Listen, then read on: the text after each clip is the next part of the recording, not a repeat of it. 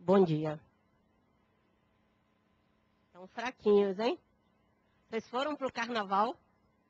Não? Estão cansados? Então vamos de novo, hein? Bom dia. Melhorou. Pode ficar melhor. Vamos de novo? Bom dia. Melhorou. Tá vendo? Melhorou sensivelmente. Veio de dentro agora, não foi? E vocês já viram o coleguinha que está sentado ao lado? Tem alguns que não tem, né? Ou por hora tem, só não estão vendo. Por gentileza, levantem-se e deem bom dia ao companheiro que esteja mais próximo. Bom, eu disse bom dia, teve abraço, muito bom. Muito bom, muito bom. Gosto disso, gosto desse calor. Para competir com o calor que está lá fora, só o calor humano, né? O calor do acolhimento, da receptividade. Nós acordamos antes um pouco das 7, aqui estamos. É muito bom. Essa troca é muito positiva. E às vezes nós não nos damos conta do quanto é importante o contato com o outro. Às vezes nós nos resguardamos em nós mesmos e esquecemos do quanto é importante o contato com o outro, o toque do outro, a aproximação do outro. Muitas vezes nós achamos que o bom é estarmos sós, quando na verdade estar só nos faz aflitos, nos faz sofrer, nos faz ansiosos por algo mais. E é exatamente isso que nós vamos trabalhar nesta manhã.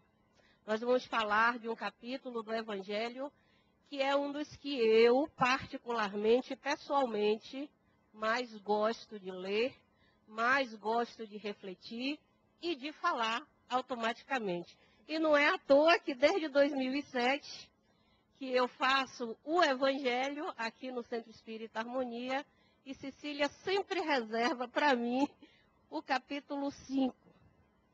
A todas as vezes que nós viramos o estudo do Evangelho, né? E as reflexões. Quantos de vocês que aqui estão já assistem o Evangelho há mais de um ano? Levantem a mão, por favor. A maioria, né? Pois bem, aqueles que estão começando agora, é um hábito aqui no Centro Espírita Harmonia nós fazermos o seguinte. Começamos o Evangelho no capítulo 1, que é não vim destruir a lei. Seguimos até o último capítulo do Evangelho e retornamos sempre para o início. Bom, se nós estamos hoje no dia 9, né, Dani? Hoje é 9? Hoje é 9? Eu estou perdida. A Uli está de férias e eu estou perdida no tempo e no espaço. Mas já estou me encontrando porque já no dia 2 nós retomamos as atividades. Então, hoje, dia 9 de fevereiro de 2013, nós estamos no capítulo 5. O que quer dizer que nós passamos 2012 todo refletindo o Evangelho e estamos em 2013 começando com ele.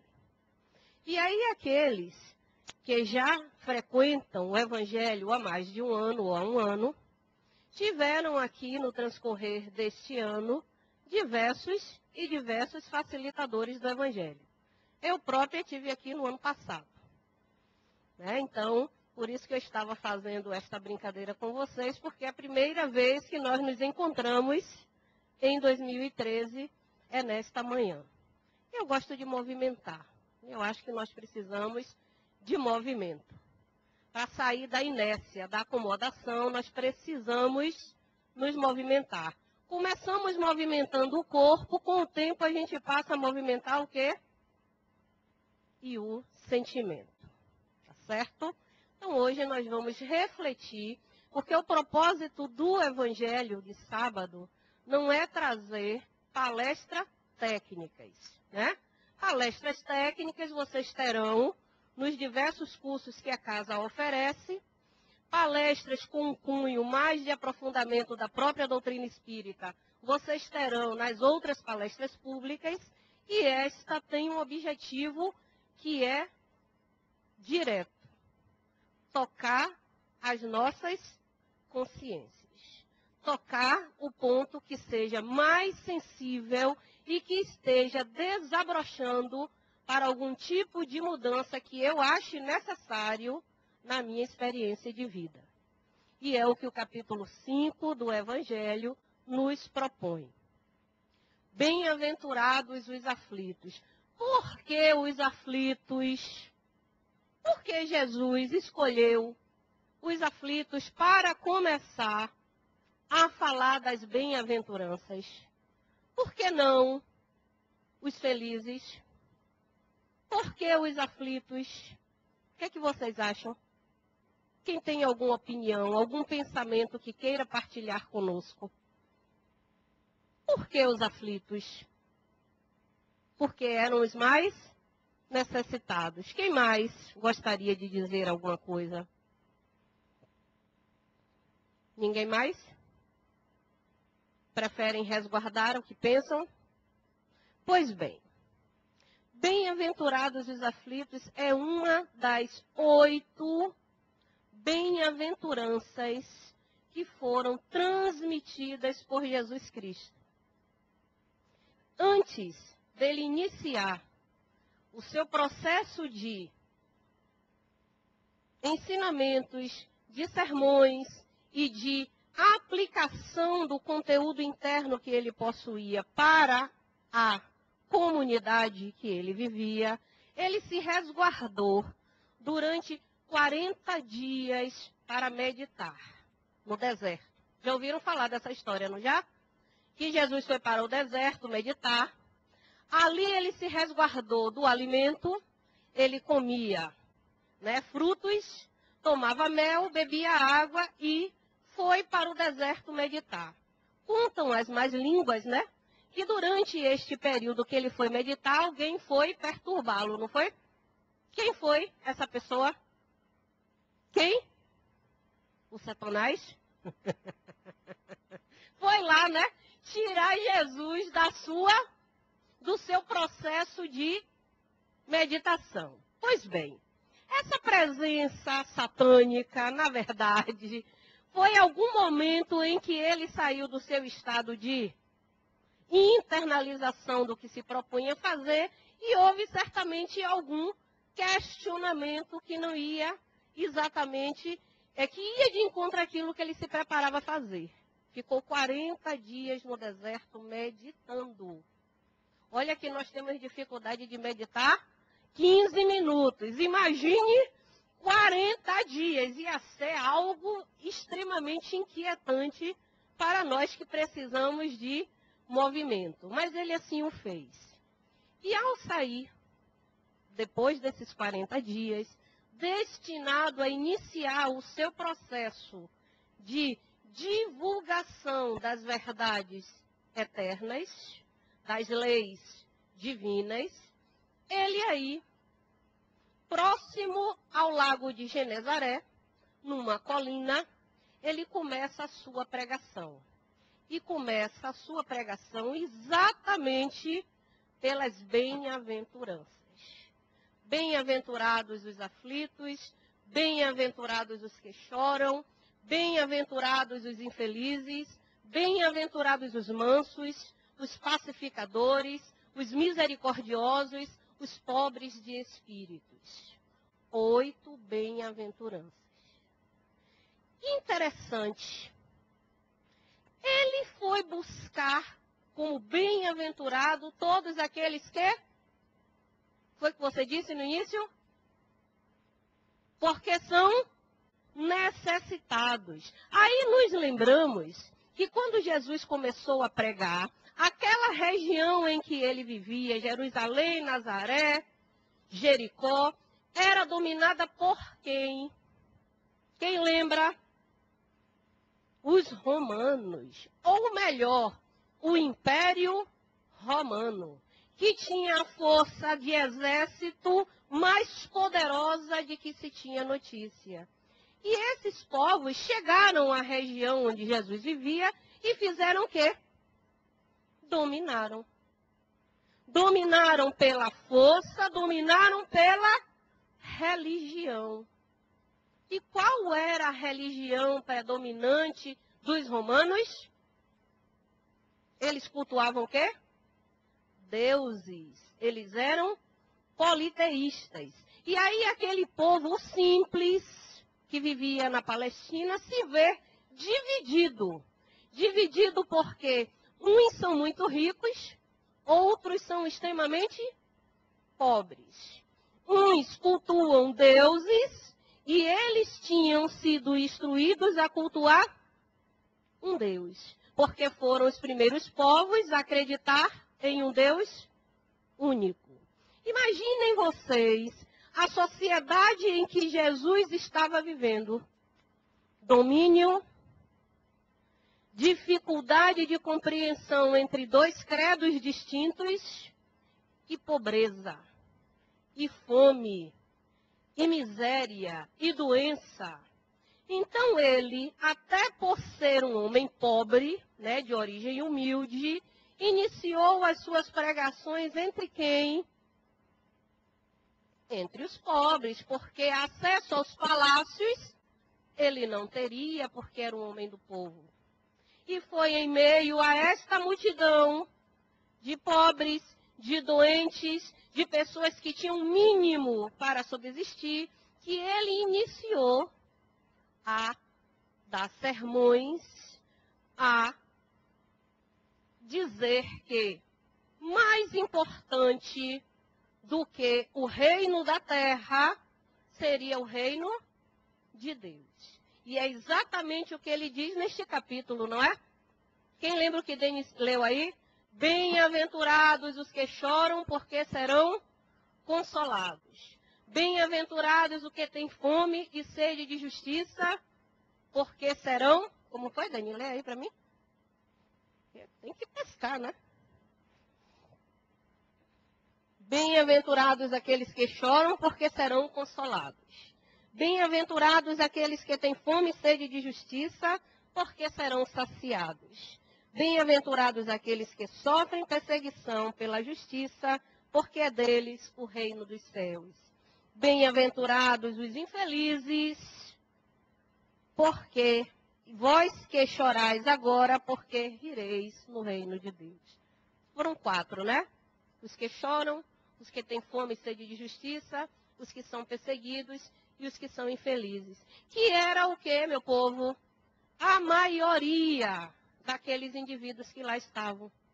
E que precisavam e que sentiam a necessidade de ter um alento para a sua dor. Muitos doentes, muitos paralíticos, muitos cegos de nascença, muitos com aquela doença de pele hanseníase, muitos aflitos, ansiosos, entristecidos e que precisavam de uma palavra de conforto, de acolhimento. E foi isso que Jesus fez. E aí, se nós pegarmos esses ensinamentos que já passam de mais de 2000 anos e trazermos para os nossos dias, nós vamos conseguir entender que ainda hoje Jesus fala exatamente para estas pessoas. Estas pessoas que viram o chão sumir sob seus pés e que precisam de esperança para continuar vivendo. E aí, nesse sentido, este capítulo, ele vai além. Porque ele diz assim: as aflições que nos chegam são muitas vezes causadas por quê? Ou por quem?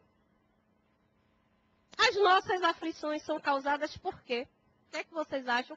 Aí no capítulo disse, não foi? Logo no início. Por nós mesmos. Por que nós temos aflições? Porque muitas vezes fazemos as escolhas equivocadas. Porque muitas vezes As nossas escolhas nos levam à dor, porque não soubemos escolher. Porque as nossas escolhas, muitas vezes, ela vai dentro da superficialidade que temos do ter e não da necessidade que temos e que está dentro de nós, que é do ser. E se a aflição nos chega, como conviver com a dor? Como conseguir conviver com a dor e não enlouquecer com a dor? O que é que vocês acham? Buscando o quê? O que eu devo buscar para me resguardar, para ter confiança quando a dor chega até mim? Porque a dor não é só do outro, né, gente? Muitas vezes nós ficamos olhando o outro sofrer, ou coitado, ou coitada de fulano. Quanta dor! Mas esquecemos que aquela dor que ele está passando, mais adiante pode ser minha também. Dependerá de quê? Das escolhas que eu fizer. Dos caminhos que eu escolher para a minha existência, e esta sim me trará felicidade ou a falta dela. Não é isso? Então, quando nós encontramos alguém num processo doloroso, seja da doença, da enfermidade que o coloca no leito, seja por todas as dificuldades que eles estejam enfrentando, o nosso papel é de quê? De solidariedade para com aquela dor. Pena, não. O que é pena? Tem alguma tradução para pena, exceto algo que recobre o corpo das aves? Se nós formos olhar no dicionário pena, vai ter dizendo o que lá? Que é uma penugem, né? Que é algo que recobre o corpo das aves para proteger-lhes. Nós não temos que ter pena de ninguém. Nós temos que ter piedade para com a dor do outro. Na verdade, nós não temos, porque ter parece algo que é imposto. Nós temos que nos sensibilizar com a dor do outro e com a nossa própria dor. Porque no caso da nossa própria dor, que normalmente são opções que nós fizemos, mesmo que coloquemos o dedo e aponte assim, olha, eu estou infeliz porque você está me fazendo infeliz. Eu estou sofrendo porque você me faz sofrer. Alguém tem o poder de nos fazer sofrer, se nós não permitirmos? Então, nós acabamos fazendo o seguinte, colocamos no outro, seja ele quem for, pai, mãe, irmão, companheiro, companheira, filhos, amigos, companheiros, vizinhos. Vizinho, às vezes, faz a gente sofrer, né? Minha mãe tinha um vizinho, fazia ela sofrer um bocado, porque gostava de ouvir música alta. E ela queria assistir TV, e a música alta a fazia sofrer. Aí, certa vez, eu disse a ela, não é melhor aumentar um pouco mais a TV? E abstrair do outro, né? Porque aquele indivíduo, ele entende que ele, para ouvir música, tem que ser... Ele é uma pessoa solidária, ele ouve, mas quer que todos também comunguem daquele som poético que ele costumava ouvir, não é? Então, eu não posso dizer ao outro que está na sua casa, você não pode fazer isso, posso? Eu até posso me arriscar, mas ele certamente vai me dar uma resposta que eu não vou gostar de ouvir, porque lá no espaço dele é uma área de domínio dele. A minha área de domínio é no meu lar. E isto eu estou colocando em termos de espaço físico, mas querendo que vocês entendam que o nosso lar é o nosso interior. o nosso templo, o nosso lar, é o nosso íntimo. E nós não devemos permitir que outras pessoas invadam o nosso lar, o nosso interior. Então, o outro não vai me fazer agir de maneira tal que eu agrida a mim mesmo, porque eu tenho que ser senhor das minhas ações. Porque eu tenho que saber o que é melhor para mim. Mas nós fazemos, não fazemos? Nós não pegamos para o outro indivíduo, seja ele quem for, e delegamos a culpa para ele. No trabalho, a culpa é de quem? No trabalho, a culpa é de quem? Não estão ouvindo. Estão no carnaval. De quem é a culpa no trabalho? Do chefe. Ou do colega que entrava o meu caminho, que atrapalha o meu trabalho. Em casa, a culpa é sempre de alguém. O filho é da mãe, a mãe é do filho e assim sucessivamente. Nós sempre deslocamos de nós para o outro aquilo que nós não queremos admitir, que ainda temos de limitado e que ainda nos faz aflito. Então, as nossas aflições atuais são pertinentes às nossas escolhas. A administração diz, por um indivíduo que vocês já devem ter ouvido falar, que o homem, quando ele passa de uma necessidade para outra, ele só sai de um estágio, de um nível, quando ele tem plenamente satisfeitas as suas necessidades. Olha que Jesus, há tanto tempo atrás, disse a mesma coisa, né? Bem-aventurados aqueles que choram, aqueles que têm fome, sede de justiça. A administração diz que quando nós temos todas as nossas necessidades básicas satisfeitas e plenamente satisfeitas, nós vamos ter necessidade de segurança. Quando nós nos sentimos efetivamente seguros, nós vamos ter necessidade de pertencimento, de fazer parte de um grupo social. Quando eu tenho o meu social plenamente satisfeito, eu vou buscar estima, eu vou buscar afeto. E quando eu tenho estima e afeto plenamente realizado, eu vou buscar autorrealização, que é me voltar para dentro de mim. Vocês concordam com isso? Jesus dizia a mesma coisa. Dá de comer a quem tem fome, dá de beber a quem tem sede, porque só depois que ele tiver as suas necessidades plenamente satisfeitas, você poderá chegar ao seu coração. Depois que tiver a dor passado, é que ele terá condição de ouvir o que pode modificar a sua existência. E aí nós voltamos para nós mesmos. Por que nós estamos aqui? Já pararam para refletir? Por que vocês não estão em casa no sábado de carnaval, de manhã, deitados, dormindo, descansando, ou na praia tomando sol? Por que vocês estão aqui? Pararam para pensar, exceto alguns que a gente traz meio que forçado, né? Faz uma certa chantagem emocional, e aí a criança acorda cedo e vem, junto com a mãe. Mas fora essas pessoas que vêm por livre e espontânea pressão, o que vocês... Está rindo, né, Inha? O que vocês estão fazendo aqui nesse sábado pela manhã?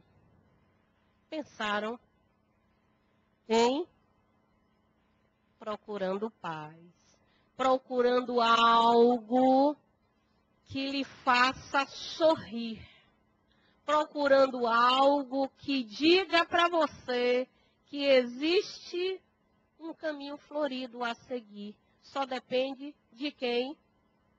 De cada um de nós. Porque se eu escolhi, eu posso escolher, né? Ao invés de terminar o evangelho, ao invés de descer a escada, eu posso resolver pular, né? Bom, se eu pular, eu terei que ir para o hospital, na verdade, então eu não vou fazer. Eu sou uma pessoa inteligente, ao terminar eu vou descer a escada, porque este é o caminho mais seguro. Pois bem, cada um de nós que aqui estamos e temos motivos diversos, porque somos espíritos em processo de aprendizagem distintas, porque temos as nossas escolhas atuais, mas temos também cobrando de nós as nossas experiências anteriores, que muitas vezes nos imputa uma dor que nós não estamos maduros para passar. Mas nós estamos aqui, nós poderíamos estar em outro lugar. Mas estou aqui, como disse nossa amiga, com o objetivo de encontrar paz. Mas a paz que a nossa amiga se refere é este ambiente agradável, acolhedor, com uma boa temperatura, com uma boa iluminação, com uma boa conversa, assim espero. Não, não é isso. A paz que ela está procurando é um startup, uma palavra, uma frase que lhe diga: chega, agora é por aqui. Você vai estar feliz se você buscar caminhar por outro lugar. Se você começar a enxergar a vida com cores e não em preto e branco. Não é o que nós fazemos, não? Quando tudo está complicado, qual é a nossa visão da vida? Preto e branco. Preto e branco. Ou está tudo ruim, ou está tudo preto, ou está tudo branco. Nós não conseguimos ver as demais cores. E é isto que este capítulo nos convoca a refletir. A vida, ela é colorida, com matizes e sutilezas intensas. Cada um de nós deve ser o responsável para colorir o seu quadro, para colocar as cores harmoniosas que possa lhes trazer paz. Não é isso que nós queremos? Paz. Carnaval está comendo no centro aí, né? E se fala em paz, não é? Pelo menos falando, quem sabe, as pessoas não incorporam. Por que é errado pular carnaval, vocês acham? Não tem nada errado em pular carnaval. Você faz exercício, você interage. O que é errado no ir pular o carnaval é a intencionalidade que eu vou para a rua. É com que pensamento eu vou para a rua. Porque se eu vou para agredir, é porque eu sou uma pessoa que habitualmente sou agressivo. Eu me aproprio do carnaval para bater no outro, porque durante o ano todo eu tenho vontade de fazer, mas se eu fizer, eu não tenho uma desculpa. Mas no carnaval, em que eu estou extravasando, e normalmente nós ouvimos muito isso, né? Vou para o carnaval para extravasar energia, que não quer dizer agredir o outro. Porque na nossa experiência de vida, o que é muito importante entendermos é que a nossa ação para com o outro, ela gera naturalmente uma reação que vem de encontro a nós. E tudo aquilo que nós fazemos ao outro, ele automaticamente retornará para mim. Basta eu saber o que eu quero que retorne para mim. O que é que eu quero receber de volta? O que é que eu não desejo receber de volta? Então é aquilo que eu estarei dando.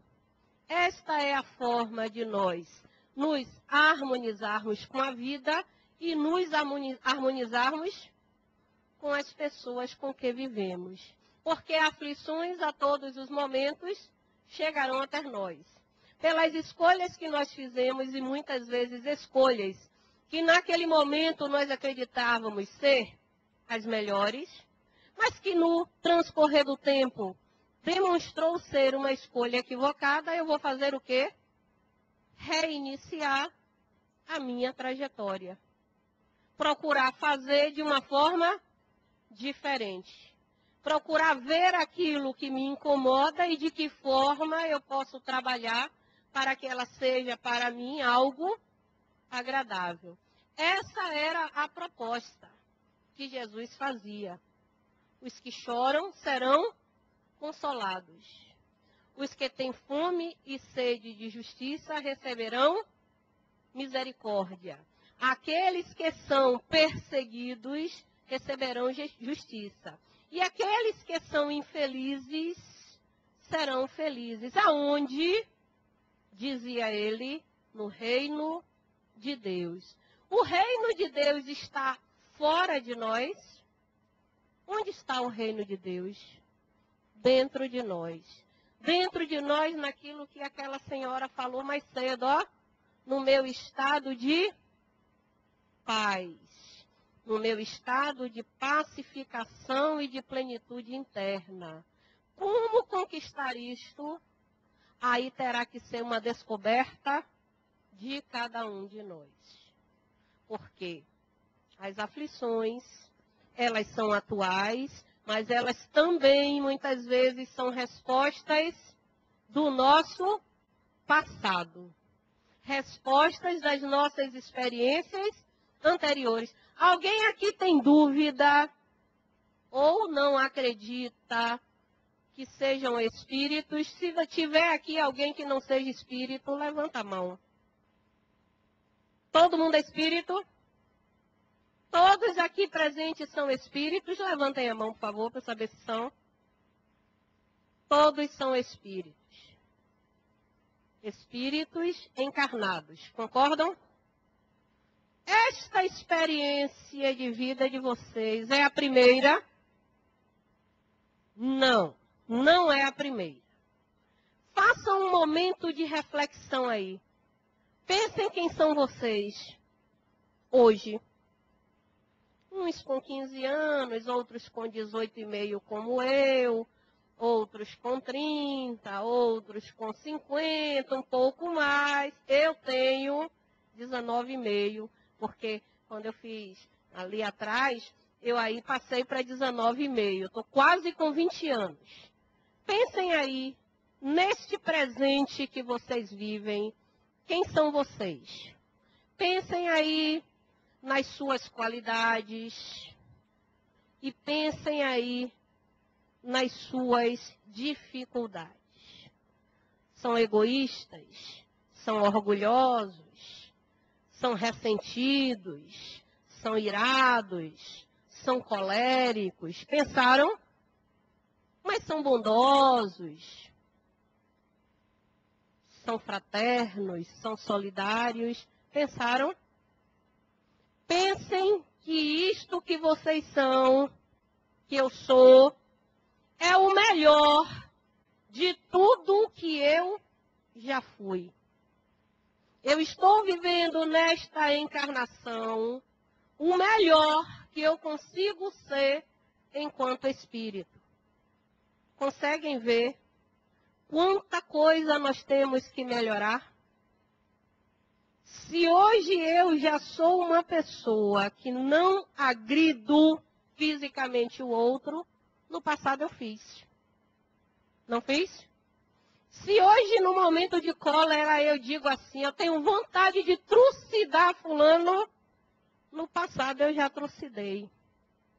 Portanto, nós já temos, depondo contra nosso processo de crescimento, todas as atitudes que nós já fomos capazes de ter e que hoje não desejamos mais. Hoje nós não queremos mais. Hoje nós paramos 2 vezes, pensamos antes de reagir. Porque nós temos que deixar de ser reatores, não é? Pisou no calo, faz o quê? Faz o quê? Xinga. Xinga. Outros não, né? Pisou no calo, faz o quê?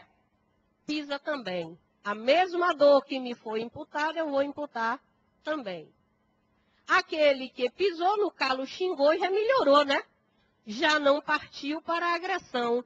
Já está na agressão verbal. Mas chegará o tempo em que o outro pisará no calo e eu pensarei, ele não viu que o meu pé estava embaixo. Mas esse é um processo assim? Entrou hoje no Evangelho, entendeu, saiu e mudou? Vamos ver aqui na saída se tiver alguém trancando o meu carro. Você deu risada, eu já entendi. Trancou o carro, e aí agora? O que é que faz? Arranha o carro. Pega o negócio e arranha o carro. Ou deixa um bilhete desaforado. Ou simplesmente sai insanamente querendo saber quem foi o desrespeitoso ou buzina. Ou simplesmente aguarda o indivíduo chegar, porque provavelmente ele está aqui, para que ele tire o carro da frente. São escolhas. São escolhas. E cada um de nós vai fazer aquela que mais está dentro do nosso próprio momento. Entretanto, em ter uma atitude desarmonizada para com o outro, não vale a pena respirar um pouquinho primeiro? Se precisar respirar bastante, né? Porque se for pessoas impetuosas como eu, tem que respirar muito. Porque senão a primeira reação vai ser aquela que não deve ser, né? Então, respirar e ponderar. Será que existe um livro na minha casa que eu gosto muito de ler ele? O livro tem o título seguinte: Jesus no meu lugar, o que faria? E toda vez que eu estou ao ponto de ter uma crise, eu penso no título deste livro. Se Jesus estivesse no meu lugar, o que ele faria? Como ele iria agir? Porque ele certamente não iria reagir como eu estou fazendo. O que ele faria no meu lugar? Aí penso num outro ponto importante. Será que o que eu quero dizer agora, todos os desaforos que está aqui, ó, borbulhando, eu gostaria de ouvir? Nós gostamos de ouvir verdades? Quem gosta? Ah, eu vou dizer uma verdade sobre você. E mais quando vem com o dedo assim, baixa o dedo. Fale a verdade sem colocar o dedo na frente. Eu vou dizer uma verdade sobre você. Nossa primeira reação é dizer o quê? Eu não sou assim. Você está errado. Eu não sou assim. Isso que você está dizendo é um equívoco. Na verdade, como o outro nos vê é como realmente somos. Nós não desejamos ver aquilo que o outro diz, mas nós somos exatamente daquele jeito que ele está dizendo. Então, quando alguém disser, tira o dedo. Não precisa desse dedo aí apontando para mim, não. Mas interaja. Perceba o que é que aquela pessoa está sinalizando em mim que eu não consigo perceber. É fácil a gente aceitar que erra? Ah, mas se eu errei, mas quando eu erro, tem uma justificativa. Me diga uma justificativa. Quando eu erro, é porque eu sou um espírito em processo de... Mas quando o outro erra, não. Ele erra porque ele é culpado. Eu sou um espírito em evolução. Ele não. Entendem? Ora, se eu sou um espírito em evolução, o outro também é. Se eu erro e desejo que as pessoas compreendam que eu erro, porque eu sou um espírito em processo de evolução e de aprendizagem, eu tenho que entender que o outro também está. E que também é um espírito. Que tem qualidades, mas que também tem aspectos a serem trabalhados e transformados. Porque a nossa experiência de vida nos diz que nós fomos criados para a felicidade. Este é o único determinismo absoluto na nossa existência enquanto espíritos, criados para sermos felizes. Se ainda não somos, é porque as nossas escolhas nos levaram às aflições. O que fazer para resgatar, para buscar, para ir de encontro à felicidade, é escolha que cada um de nós deverá fazer. E faltando 5 minutos para o nosso trabalho concluir, eu vou ler aqui com vocês uma história que eu espero que ajude muito a cada um de nós para, ao sairmos daqui, refletirmos sobre o capítulo 5, que é um capítulo grande, é o maior capítulo que tem no Evangelho, segundo o Espiritismo, é o capítulo 5. É o mais longo e o mais completo também. Oriento e aconselho vocês a lerem todo o capítulo, porque durante esse período que a gente fica aqui, a gente vai pensando o que é mais importante, mas todo o capítulo é fundamental, a leitura, para que a gente possa entender que as aflições, elas podem e devem ser transformadas para a nossa felicidade. E a felicidade que Jesus dizia, não é deste mundo, é aquela felicidade absoluta dos espíritos puros. Mas enquanto espíritos em processo de crescimento, a felicidade relativa que comporta neste planeta, todos nós podemos e devemos alcançar. Basta que nós tenhamos uma atitude positiva, como será o caso que eu contarei agora para vocês. É do livro Virtudes do Coração, Parábolas e Histórias Vividas com os Olhos do Coração. Atitude positiva é tudo. Jerry é o tipo de cara incompreensível. Ele estava sempre de bom humor e tinha sempre algo de positivo para dizer. Ele realmente é um camarada incompreensível, né? Quando alguém lhe perguntava como ele estava, ouvia a seguinte resposta: melhor, impossível. Ele era um gerente único, porque tinha vários garçons que o seguiam de restaurante para restaurante que trabalhava. A razão por que eles o seguiam era devido à sua atitude. Ele era um motivador natural. Se algum funcionário estava no mau dia, lá estava Jerry dizendo para ele o lado positivo da situação. Ver esse estilo realmente me deixou curioso. Então um dia fui até ele e perguntei: eu não entendo. Você não pode ser otimista o tempo todo. Como você consegue? E ele respondeu: a cada manhã eu acordo e digo para mim mesmo: Jerry, você tem 2 escolhas hoje. Você pode escolher estar de bom humor ou escolher estar de mau humor. Eu escolho estar de bom humor. E cada vez que algo de ruim acontece, eu posso escolher ser uma vítima ou posso escolher aprender com a situação. Eu escolho aprender. Todas as vezes que alguém me vem com reclamações, eu posso escolher aceitar as reclamações ou eu posso apontar o lado positivo da vida. Eu escolho o lado positivo da vida. Tudo bem, mas não é tão fácil. Protestei. Sim, disse Jerry. A vida se resume em escolhas. Quando você descarta o superficial, toda situação é uma escolha. Você escolhe como reagir à situação. Você escolhe como as pessoas vão afetar o seu humor.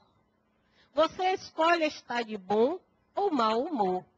Em conclusão, é uma escolha sua como você vive a sua vida. Eu refleti sobre o que Jerry me disse, pouco tempo depois, eu deixei o ramo de restaurante para começar o meu próprio negócio. Nós perdemos contato, mas frequentemente pensava nele, quando eu fazia uma escolha sobre a vida, ao invés de simplesmente reagir impulsivamente. Muitos anos depois, eu soube que Jerry havia feito algo que você nunca poderia fazer no ramo de restaurantes. Ele deixou a porta dos fundos aberta. Pela manhã, ele estava cercado por 3 assaltantes armados e enquanto ele tentava abrir o cofre, suas mãos tremendo pelo nervosismo, erraram a combinação. Os assaltantes ficaram em pânico e atiraram nele. Por sorte, Jerry foi encontrado logo e levado para o hospital. Após 18 horas de cirurgia e semanas na UTI, Jerry teve alta do hospital, mas com alguns fragmentos de bala em seu corpo. Eu encontrei Jerry após 6 meses do acidente. Quando eu lhe perguntei como ele estava, ouvi a resposta. Melhor impossível. Você quer ver as cicatrizes? Não quis ver os ferimentos, mas perguntei o que havia lhe passado pela cabeça quando os assaltantes apareceram. A primeira coisa que me veio à cabeça foi que eu deveria ter trancado a porta dos fundos. Ele respondeu. Então, quando estava no chão, eu me lembrei que eu tinha 2 escolhas. Eu poderia viver ou poderia morrer. Eu escolhi viver. Você não ficou com medo? Você perdeu a consciência? Questionei. Jerry continuou. Os paramédicos foram ótimos. Eles me diziam que eu ia ficar bem. Mas quando eles me levaram para a sala de emergência e eu vi a expressão dos médicos e enfermeiros, eu fiquei com muito medo. Nos olhos deles, eu podia ler, esse é um homem morto. Assim, eu soube que precisava reagir. E o que você fez? Lhe perguntei. Bem, havia uma enfermeira grandona, robusta, me fazendo perguntas. Ela me perguntou se eu era alérgico a alguma coisa. Eu lhe disse que sim. Os médicos e enfermeiras pararam tudo e esperaram a minha resposta. Eu respirei fundo e gritei, sou alérgico a balas. Em meio às gargalhadas, eu gritei que estava escolhendo viver e que deveria ser tratado como se estivesse vivo e não morto. Jerry viveu graças às habilidades dos médicos, mas também por causa da sua surpreendente atitude positiva. Acho que essa história, ela ilustra bem aquilo que nós conversamos agora pela manhã, e eu desejo que, de alguma forma, vocês consigam refletir e, ao saírem daqui, se determinarem a fazer tudo diferente, porque isso também é uma questão de escolha. Muita paz e muito obrigada.